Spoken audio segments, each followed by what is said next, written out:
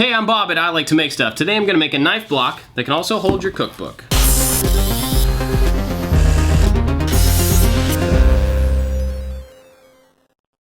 The idea for this project actually came from my live stream on Twitch, which happens every single week. On the live stream, my buddy Eric told me that he and his fiance needed a knife block and wanted to make their own. So Eric, I hope this is helpful. All right, let me show you how I did it.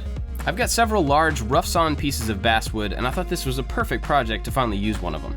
First, I took one side over the joiner to clean it up and get one flat face. It's amazing how much different it looks once it's cleaned up. Then I took it through the planer, cleaning off the two wide sides. I ran the joined face along the table saw fence to clean up the opposite edge. I didn't put the blade all the way up because this piece was so large, and I had to run it through, flip it over, and run it through again to get a full clean face. On the chop saw, I cleaned up one end of it, and the blade didn't get all the way through, but it was close enough. Then I cut down the first piece to length, and then used it as a guide to mark the second piece to cut it at the same length. The blade didn't quite get through the depth of this wood, so I had to use a flush cut saw to trim off the back corner.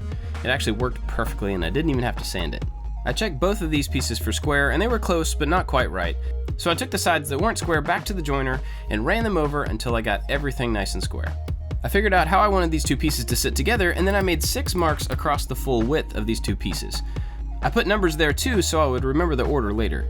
I ran both of these pieces through the bandsaw several times, cutting along those marks that I'd made.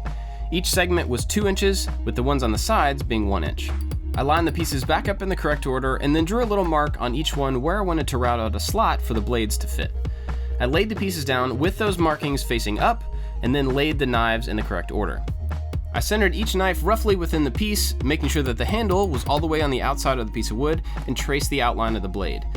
The only part of this that you'll actually see is the opening at the top where the blade goes in, so the inside can actually be any shape that you want. You just want to make sure that there's enough space for the blade to be able to fit all the way in. Next, I got my router out and the thickest blade to use as a guide.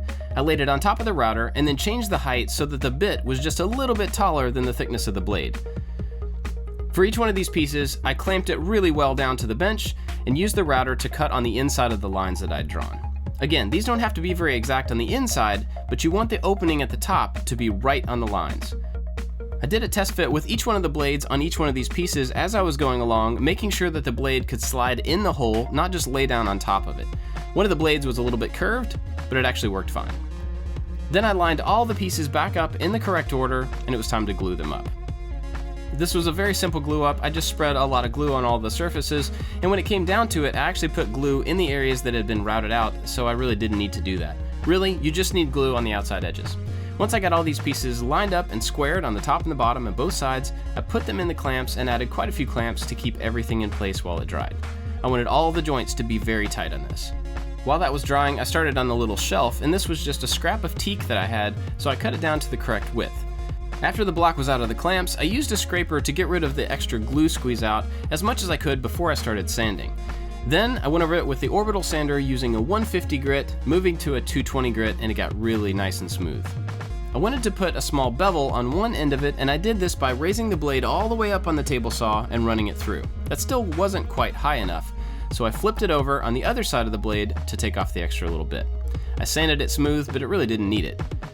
This thing's a little bit top heavy, but it actually does stand up, so I wasn't too worried about it. Again, I set the depth of my router to the thickness of my shelf piece and ran it across the front of the knife block.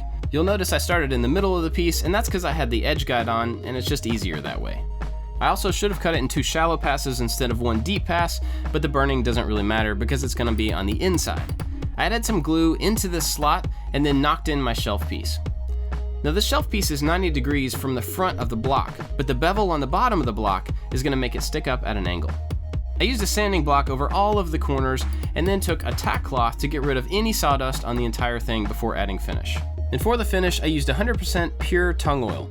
This is one of my favorite oils to use on wood. It always makes the grain pop and the colors really come out. This stuff turned out to be beautiful with a little bit of oil on it. Now there has been some debate in the past in my comments about whether tung oil is food safe or not.